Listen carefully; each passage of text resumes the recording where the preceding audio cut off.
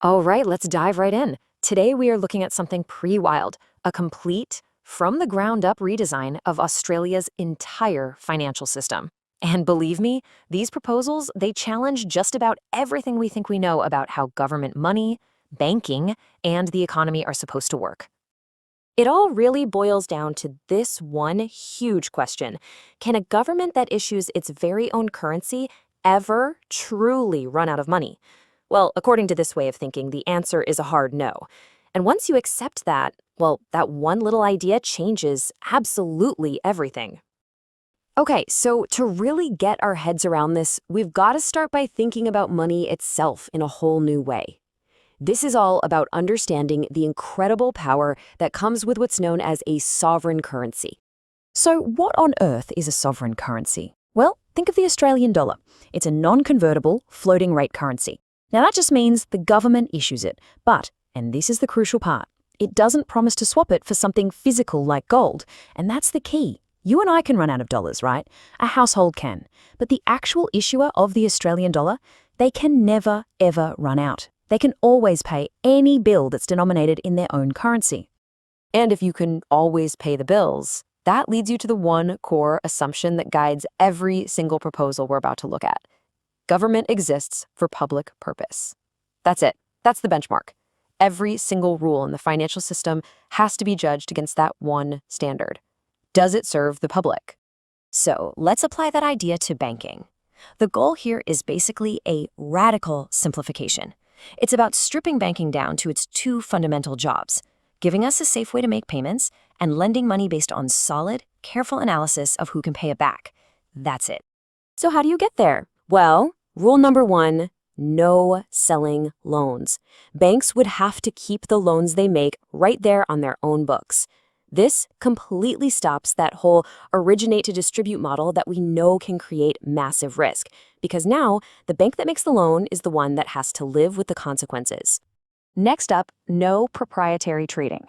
What does that mean? It means if you're a bank that's backed by a public safety net, like deposit insurance, you cannot use that money for speculative trading just to make a profit for yourself. That public backstop is there for stable lending, not for running a casino. And another big one, no offshore lending. The thinking here is actually really simple. The Australian government's safety net is for the Australian economy. It shouldn't be stretched to cover risks that are taken in foreign currencies or in totally different countries. And finally, no using financial assets as collateral for loans. This one's a bit more technical, but it's designed to stop the financial system from just building leverage on top of leverage, creating this giant house of cards where one little stumble can trigger a catastrophic domino effect.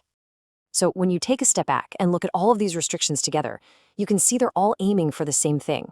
They want to strip away all the complicated stuff that doesn't really serve a clear public purpose and just creates instability. The idea is to prevent the next crisis by, frankly, making banking boring again. Focused, stable, and working for the real economy, not just playing its own financial games. Okay, so banking gets simplified. What about the government's own finances? Well, the proposals then turn to the government's own machinery. This is all about getting rid of the self-imposed rules that actually stop the government from using its full power as the issuer of the currency. Now check this out. Michael Sanderson, who adopted this framework for Australia, puts it so clearly. He says, there is no operational obstacle to guaranteeing all Australian dollar deposits.